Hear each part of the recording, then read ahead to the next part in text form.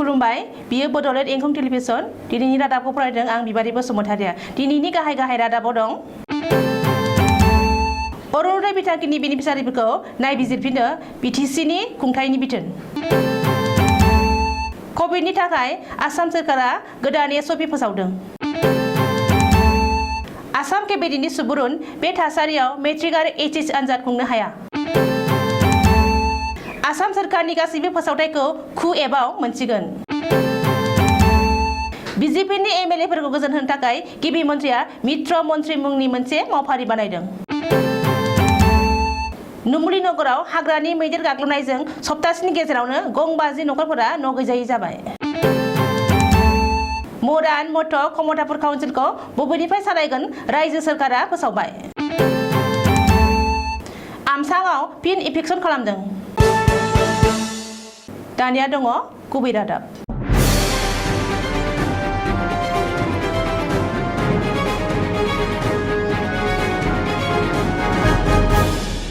BTR ओनसोलाव आसाम सोरखारनि अरुणोदय बिथांखिनि बेनिफिसियारिफोर एबा रां मोनग्राफोरनि सायाव नायबिजिरफिननो बिथोन होबाय बिटिसि खुंथाया बिटिआर ओनसोलाव बिथांखिनि गाइडलाइनजों गोरोबि गोबांसा आइजोफोरानो आयेन बेरेखायै अरुणोदय बिथांखिखौ लादों आरो बेनिफिसियारिनि ड्राफ्ट लिस्टआव मुं सोसनजादों होननानै गोख्रों अजद ओंखारनायनि उनावनो बिटिसि खुंथाया गासैबो बेनिफिसियारिफोरखौ नायबिजिरफिननो बिथोन होदों मिथिनो हानाय बादिब्ला बिटिआर ओनसोलनि अरुणोदय बिथांखिनि बेनिफिसियारि ड्राफ्टनि सायाव नायबिजिरफिननो थाखाय बिटिसिनि सेक्रेटारि नरेन चन्द्र बसुमतारिया बिटिआरनि दरब्रैबो जिल्लानि जिल्ला बेंगिरिफोर आरो ब्लक डेभेलपमेन्ट अफिसारफोरखौ गोख्रों बिथोन होदों नरेन चन्द्र बसुमतारिया सुलुङाव फोरमायनाय बादिब्ला बिटिआर ओनसोलाव नरम्स गोरोबनाय आइजोफोरखौल' अरुणोदय बिथांखिनि आवथायाव लाबोनो आरो ड्राफ्ट लिस्टआव थिसननो थाखाय बिटिसिनि गाहाय प्रमद बर'आ बिथोन होदों आरो बे बिथोन बादियैनो बिटिआरनि दरब्रैबो जिल्लानि अरुणोदय बिथांखिनि बेनिफिसियारि ड्राफ्ट लिस्टखौ नायबिजिरफिननो बिथांखि लानाय जादों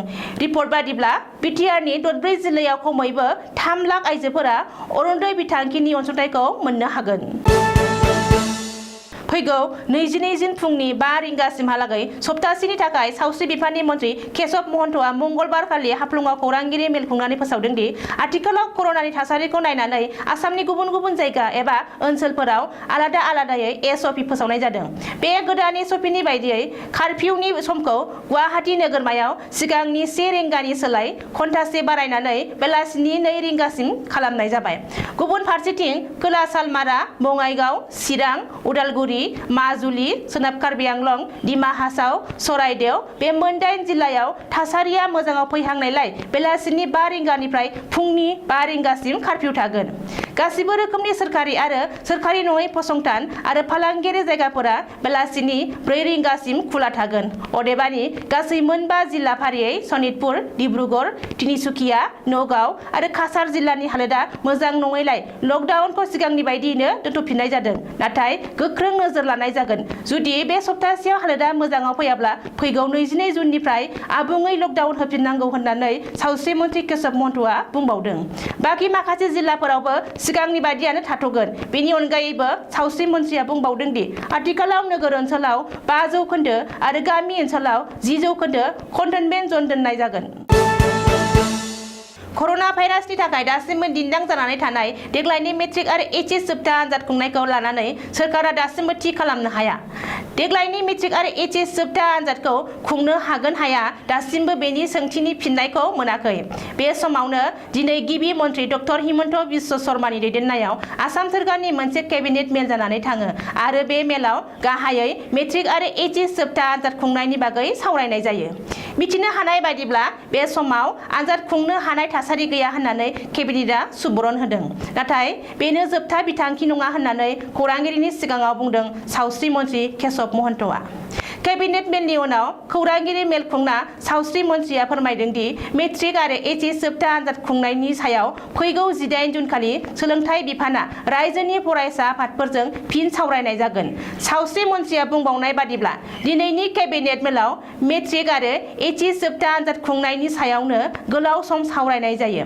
सावस्रि बिफाना गासैबो रिपर्टखौ केबिनेटआव होदों। बबेखानि देग्लाय 4,40,000 फरायसाफोरा मेट्रिक आनजाद आरो 2,50,000 फरायसाफोरा एचएस जोबथा आनजादाव जिरायगोन आरो बिसोरजों लोगोसे गार्जेनफोराबो फैफानांगोन। ओरैहाय लाथिख'निफ्राय 18 बोसोर बैसोनि गेजेराव कभिडनि गाग्लोबनाया 14 जौखोन्दो आरो 11 निफ्राय 18 बोसोरनि गेजेराव कभिडनि गाग्लोबनाया 10 जौखोन्दो। बेबादि थासारियाव मेट्रिक आरो एचएस जोबथा आनजाद खुंनायनि थासारि गैया आरो जाथावना नङा होननानै सावस्रि मन्थ्रिया बुंदों। दानिफ्राय भारत हादरनिनो माइक्रब्लगिं साइट कु एपआव मोननो हासिगोन आसाम सोरखारनि गासैबो इनफरमेशन आरो फोसावथायफोरखौ। गिबि मन्थ्रि डक्टर हिमन्त बिश्व शर्माया टुइटाराव टुइट खालामनानै बे बाथ्राखौ फोरमायदों।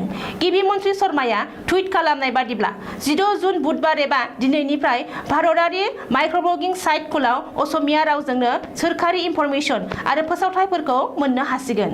मख'नो गोनांदि गिबि मन्थ्रिया दिनैनिफ्राय गासैबो सोरखारि इनफरमेशन आरो फोसावथायफोरखौ आरो गावनि साननाय हनायफोरखौ असमिया रावजोंनो माइक्रब्लगिं साइटनि गेजेरजों रायजो राजाफोरनो फोरमायथिगोन।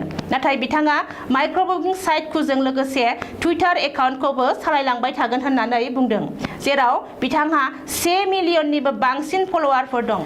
मिथिनो हानाय बादिब्ला सोलिफु जु दाननि गिबि सप्तायावनो गिबि मन्थ्रि डक्टर हिमन्त बिश्व शर्माया कु एपआव जयेन जादों आरो बे समाव बिथांनि फलोवारफोरा 52,000निबो बांसिन जाबाय। जायफोर बिजेपि एमएलएफोरा मन्त्रि बिबानखौ मोनाखै बिसोरखौ गोजोन होनो थाखाय गिबि मन्थ्रि डक्टर हिमन्त बिश्व शर्माया मोनसे मावफारि एबा रड मेप बानायदों। बे मावफारिखौ मित्र मन्त्रि मुङै मिथिहोनाय जादों। साफ्रोमबो मन्थ्रिजों लोगोसे 4 आरो गिबि मन्थ्रिजों 6 एमएलएफोर थागोन। मोनफ्रोमबो नैथि आरो ब्रैथि मंगलबाराव मित्र मन्थ्रिया गावबा गावनि बेंखनाव होजानाय एमएलएफोरजों लोगोसे जथुमनानै साफ्रोमबो एमएलएनि लुबैनाय एबा गांनाय उखैनायखौ खोनासंनानै गिबि मन्थ्रिनि खाथियाव रिपर्ट जमा होनांगोन। गिबि मन्थ्रि डक्टर हिमन्त बिश्व शर्माजों लोगोसे एमएलएफोर फारियै अजय राय, रूपक शर्मा, डक्टर नमल गममिन, जितु गस्वामी, रुपेश गवाला आरो बिश्वजित फुकन। मन्त्रि रन्जित दासजों लोगोसे अतुल बरा, सिद्धार्थ भट्टाचार्य, पद्म हाजरिका, रन्जित दत्त। अतुल बराजों लोगोसे नन्दिता गार्लसा, परिभूषण चौधरी, भुपेन बर', बिद्या सिंह इंलें, इउजि ब्रह्मजों लोगोसे जयन्त बसुमतारी, भास्कर शर्मा, गोविन्द बसुमतारी, पृथ्वीराज राभा, चन्द्र मोहन पाटवारी जों लोगोसे रमेन्द्र नारायण कलिता, हितेन्द्रनाथ गोस्वामी, प्रदीप हाजरिका, भूपेश कलिता, अशोक सिंघाजों लोगोसे सुमन हरिप्रिया, रमाकान्त देउरी, रामकृष्ण घोष, लरेन्स इस्लारी, जोगेन मोहनजों लोगोसे दीपायन चक्रवर्ती, चक्रधर गगৈ, तेरस गवाला, भवेन्द्रनाथ भराली, सञ्जय किसानजों लोगोसे भुवन भेगु, विनोद हाजरिका, सुरेन फुकन, रूपसिंह तेरन, अजन्ता नेवजों लोगोसे विजय मालाकार, कौशिक राय, हेमांग बरठाकुर, जयन्त मल्ल बरुवा, पीयूष हाजरिकाजों लोगोसे कृष्ण हेन दुफाल, दरसिंह रंहां, कृष्ण कमल तान्ति, शिबु मिश्रा, बिमल बराजों लोगोसे धर्मेश्वर कुंवर, अमिय कुमार भुवा, नब कुमार दले आरो रेणुपमा राजखौवा। मख'नो गोनांदि गिबि मन्थ्रि डक्टर हिमन्त बिश्व शर्माया उननि समाव हेंथा दोलोनि एमएलएफोरनि थाखायबो आलादायै बेबायदि मावफारि लागोन होननानै इसारा होदों। मैदेर आरो सुबुंनि दावहाया नुमली नगराव गिख्रंथाव महर लाफुदों। दासान्दै नुमली नगराव मैदेर आरो सुबुंनि दावहायाव सानफ्रामबो सोलिगासिनो। आदार नागिरनो ओंखारबोनाय हाग्रानि मैदेर फालोआ ओनसोलनि रायजो राजाफोरनि न'-बांफोरखौ सिफायनानै लांदां खालामनायजों लोगोसे आबाद फोथारनि आबादफोरखौबो जोबोरैनो खहा खालामगासिनो दङ। मिथिनो हानाय बादिब्ला थांनाय सप्तासेनि गेजेराव नुमलीनगर बगिटला, मरंनि साहा बागान, लेक्टजान, मुरफुलनि बगियाल बायदि ओनसोलाव गं 50निबो बांसिन नखरफोरखौ सिफायनानै न' गैजायै खालामबाय। थांनाय सप्तासेनि गेजेराव 3 सुबुङाबो हाग्रानि मैदेरजों गाथारजादों। मख'नो गोनांदि दासान्दि नुमलीनगरनि माखासे ओनसोलनि थागिरिफोरा हराव हाग्रानि मैदेर हैनानै गावबा गावनि जिउखौ रैखा खालामनो गोनां जादों। ओरैहाय हाग्रा बिफाना मैदेर होबथानायाव फेलें जानायजों लोगोसे जायगानि खोन्दो हाग्रा बिफाननि मावख'आव मैदेर होनो थाखाय गोनां जानाय मुवा बेसादफोर गैया होननानै जायगानि सुबुंफोरा अजद होदों। बबेखानि बे समाव नुमलीनगर खोन्दो हाग्रा बिफाननि मावख'आव 3ल' हाग्रा बिफाननि मावफारिया दं होननानै गोख्रों अजद ओंखारदों। बिधानसभा बिसायख'थिनि सिगां बिजेपि सोरखारा बर' कसारी वेलफेयार अट'नमास काउन्सिलजों लोगोसे आसामाव मोनब्रै गोदान अट'नमास काउन्सिल दानानै होदों। गुबुन मोनथाम अट'नमास काउन्सिला जादों मरान, मथक आरो कमतापुर। मख'नो गोनांदि BKWSC नि इन्टारिम काउन्सिलआ समायखिरा लानानै मावख'बो लाखांबाय आरो सोद्रोमाफोरनो बिफानबो रानबाय। नाथाय कमतापुर काउन्सिलआ दासिमबो समायखिरा लायाखै। ओरैहाय मरान आरो मथकआबो दासिमबो मावख' लायाखै।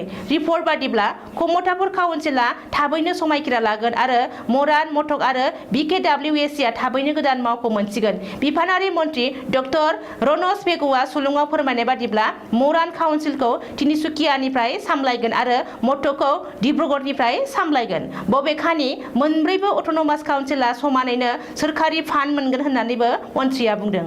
मख'नो गोनांदि गिबि मन्त्रि डक्टर हिमन्त बिश्व शर्मा दैदेननाय मन्त्रि सभायाव ट्राइबेल जौगाखां बिफाननि थाखाय सानै मन्त्रि दङ। सासेया डक्टर रनज पेगु आरो गुबुन सासेया UG ब्रह्म। बिफान बादियै बिटिआर ओनसोलखौ UG ब्रह्मआ नायगोन आरो बिटिआरनि बाहेरायाव रनज पेगुआ नायगोन। मोनसे बिफानावनो सानै मन्त्रि थिसननायखौ लानानै रायजो राजाफोरा गोनो गोथो जादों। नाथाय जेबो जेंना नुजाथिनाय नङा होननानै बुंदों मन्त्रि रनज पेगुआ। आमसां हाग्रा ओनसोलाव आयेन बेरेखायै दखल खालामना थाफैनाय सुबुंफोरनि हेंथायै जिल्ला खुंथाया फिन इभेक्सन खालामदों एबा न'-बां सिफायना होख्रांहरदों। गिबि मन्त्रि डक्टर हिमन्त बिश्व शर्मानि बिथोन बायदियै मंगलबार खालि फिन इभेक्सन खालामदों आमसां हाग्रा ओनसोलाव। रिपर्ट बादिब्ला खानापारा भेटेनारि मेडिकेल कलेजनि उनाव थानाय आमसां हाग्रा ओनसोलाव आसाम सोरखारा इभेक्सन खालामना होख्रांहरनायनि उनाव फिन दखल खालामना थांफिननांदोंमोन। नाथाय गिबि मन्थ्रिनि बिथोन बादियै जिल्ला खुंथाया न'-बां सिफायना हरफिननाय जायो। दिनैनि रादाबा एसेनोसै। गोजोन्थों।